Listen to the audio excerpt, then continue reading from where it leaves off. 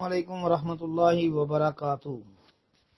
جی یہ محترم بھائی نے لکھا جی محمد شہنشاہ نام رکھنا کیسا ہے؟ کہتے ہیں جی وضاحت کر دیں۔ جی یہ نام رکھنا جائز نہیں ہے، محمد شہنشاہ نام رکھنا جائز نہیں ہے، کیونکہ شہنشاہ جو ہے یہ بھائی اللہ تعالیٰ کی ذات ہے۔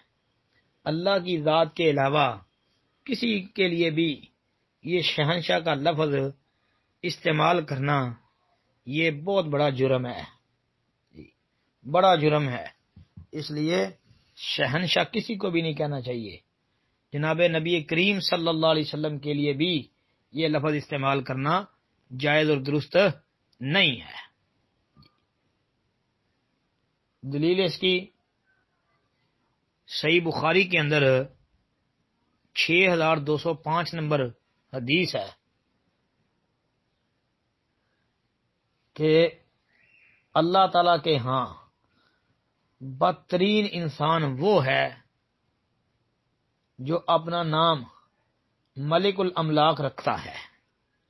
جی یہ صحیح بخاری کی حدیث ہے۔ اس کے علاوہ صحیح مسلم کے اندر 2143 نمبر پر یہ روایت موجود ہے۔ تو بھائی ابو داود اور ترمذی اور کئی کتابوں میں یہ روایت آتی ہے، صحیح ابن حبان مستدرک حاکم کے اندر بھی، کہ بھائی اللہ کے ہاں بدترین انسان وہ ہے جو اپنا نام ملک الاملاک رکھتا ہے۔ اور شہنشاہ یہ فارسی زبان کا لفظ ہے جس کا مطلب یہی ہے کہ بادشاہوں کا بادشاہ۔ جی یہ یاد رکھیں، شہنشاہ فارسی زبان کا لفظ ہے اور اس کا معنی، اس کا مطلب بادشاہوں کا بادشاہ ہے۔ اب خود غور کر لیں کہ بادشاہوں کا بادشاہ وہ کون ہے؟ جی تو بات سمجھ آ جائے گی انشاءاللہ۔